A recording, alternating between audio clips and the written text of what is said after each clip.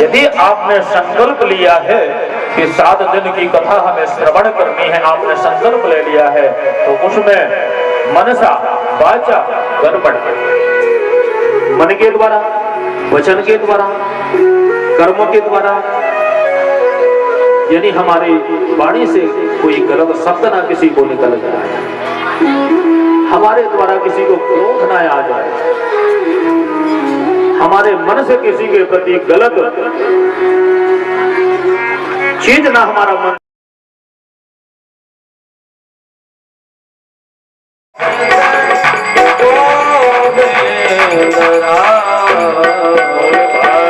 महापुराण की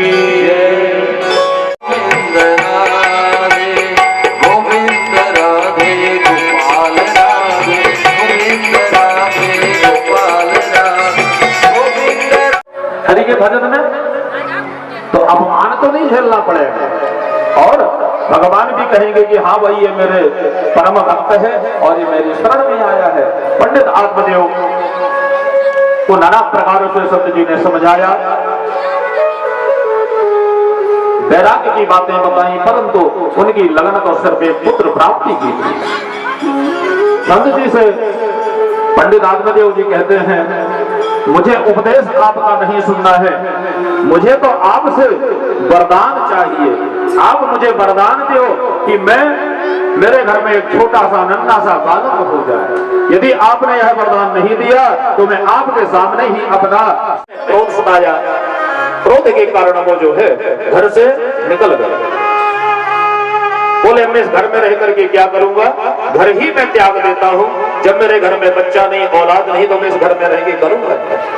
परंतु ठीक धर्मपत्नी जो थी पंडित आत्मदेव जी की, बहुत विकराल स्वरूप था, लड़ाकू स्वभाव था। जब तक वो 2-4 अड़ोसी पड़ोसियों से ना लड़ लें झगड़ लें, तब तक उनकी रोटी हजम नहीं होती थी। ये उनके स्वभाव में थे। पंडित जी तो बेचारे भोले भाले थे, सरल थे, परंतु पंडित यानी जो थी बहुत गंवार प्रवृत्ति की थी।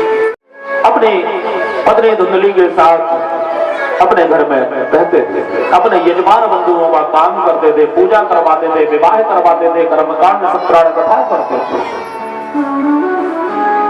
परंतु दोष क्या था, वृद्ध अवस्था को चले गए, बशर्ते संतान नहीं हुई, औलाद नहीं हुई। तो इस बात से पंडित आत्मदेव परेशान थे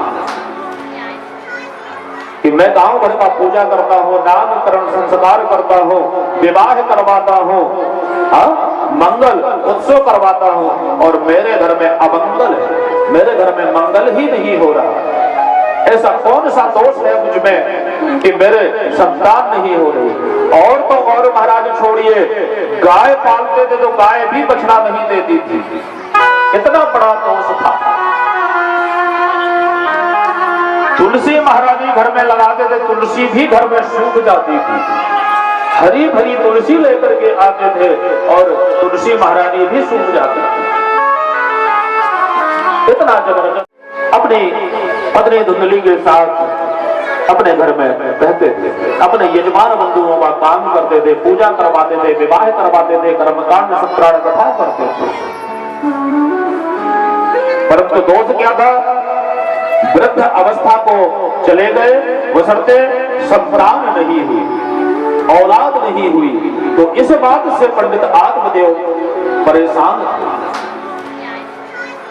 कि मैं गांव भर का पूजा करता हूँ, नामकरण संस्कार करता हूँ, विवाह करवाता हूँ, मंगल उत्सव करवाता हूँ, और मेरे घर में अमंगल है, मेरे घर में मंगल ही नहीं हो रहा। ऐसा कौन सा दोष है मुझ में कि मेरे संतान नहीं हो रही। और तो और महाराज छोड़िए, गाय पालते थे तो गाय भी बछड़ा नहीं देती थी। इतना बड़ा दोष था। तुलसी महाराजी घर में लगाते थे, तुलसी भी घर में सूख जाती थी। हरी भरी तुलसी लेकर के आते थे और तुलसी महारानी भी सूख जाती थी। इतना जबरदस्त।